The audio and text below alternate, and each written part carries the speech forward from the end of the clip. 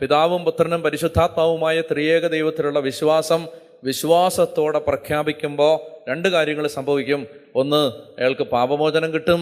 രണ്ട്, അയാൾക്കെതിരെ നിന്ന ശാപങ്ങളും പൈശാചിക അവകാശങ്ങളും ഇല്ലാതാവും. പറഞ്ഞേ ഹല്ലേലൂയാ, പറഞ്ഞേ ഹല്ലേലൂയാ. അവിടെ അതുകൊണ്ടാണ് നമ്മൾ വിശുദ്ധ കുർബാനയ്ക്കൊക്കെ നിന്ന് വിശ്വാസ പ്രമാണം ആ ബോധ്യത്തോടെ ചൊല്ലേണ്ടത്. ഞാൻ വിശ്വസിക്കുന്നു. ഇത് വിശ്വസിക്കുമ്പോൾ കെട്ടഴിയും. ഇതിന് വേറെ കുറുക്ക് വഴിയൊന്നുമില്ല. ഇതിനുവേണ്ടി നിങ്ങൾ മല കയറാനൊന്നും പോകണ്ട. വിശ്വസിക്കുന്നു, ഞാൻ വിശ്വസിക്കുന്നു എന്ന് പറഞ്ഞേ, ഞാൻ വിശ്വസിക്കുന്നു. കാരണം യേശു ക്രിസ്തു എൻ്റെ രക്ഷകനാണെന്ന് ഞാൻ, യേശു എനിക്ക് പകരം മരിച്ചുവെന്ന് ഞാൻ, യേശുവിൻ്റെ പാപം ക്ഷമിച്ചുവെന്ന് ഞാൻ, എൻ്റെ മേലുള്ള സാത്താൻ്റെ അവകാശത്തെ യേശു എടുത്തു മാറ്റിയെന്ന് ഞാൻ. ഹല്ലേലൂയാ, ഹല്ലേലൂയാ. അപ്പോൾ ഒന്ന് എഴുന്നേറ്റ് നിന്നേ.